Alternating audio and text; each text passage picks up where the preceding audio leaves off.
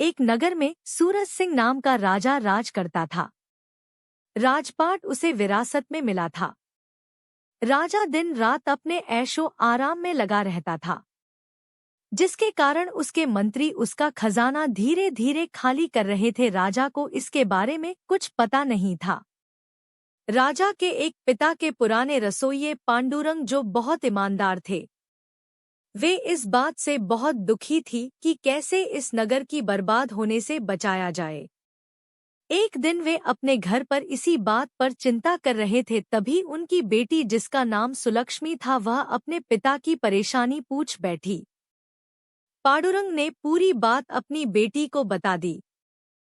सुलक्ष्मी ने अपने पिता को एक उपाय बताया, जिसे सुनकर पांडुरंग बहुत खुश हुए। अगले दिन वे राजा सूरज सिंह के सामने गए और उन्होंने कहा, महाराज, आज आपके लिए जो खाना बनने वाला है उसमें किसी भी प्रकार के मसाले नहीं होंगे। राजा को चटपटा खाना बहुत पसंद था। उसने कहा, पांडुरंग, आप हमारे पिता के पुराने रसोइये हो, इसलिए हम आपकी बहुत इज्जत करते हैं। लेकिन इसका यह मतलब नहीं कि आप कुछ कहेंगे। आपसे नहीं बन सकता तो हम कोई दूसरा रसोइया नियुक्त करेंगे, आप जा सकते हैं। तब पांडुरंग ने कहा, ठीक है महाराज, लेकिन मैंने ऐसा क्यों कहा, इसका कारण तो जान लीजिए। कारण यह है कि आपके राज्य में कोई भी किसान मसाले की खेती नहीं कर रहा, क्योंकि फसल लगाने का खर्च ज्यादा आता है और मसाले बिकते नहीं हैं, जिसका कारण है मसालों का महंगा होना। राजा ने कहा, लेकिन ऐसा क्यों? पांडुरंग ने जवाब दिया, महाराज, हमारे राज्य में जनता को भोजन तक नहीं मिलता तो उसमें वे मसाले कहाँ से डालेंगे? जो भी मसाले पैदा होते वे राजमहल में चले जाते हैं, या फिर आपके मंत्रियों के घर, जो कि बिना पैसे दिए मसाले ले जाते हैं।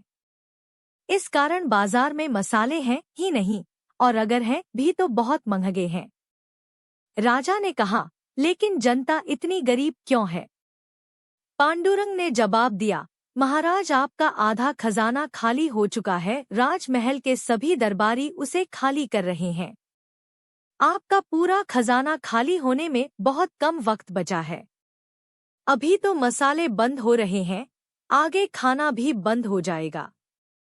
राजा को अकल आ गई। उसने कहा, पांडुरंग जी, आज से आप मेरे महामंत्री और कोषाध्यक्ष रहेंगे।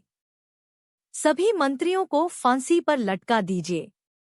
यह सुनकर सभी मंत्री राजा से माफी मांगने लगे।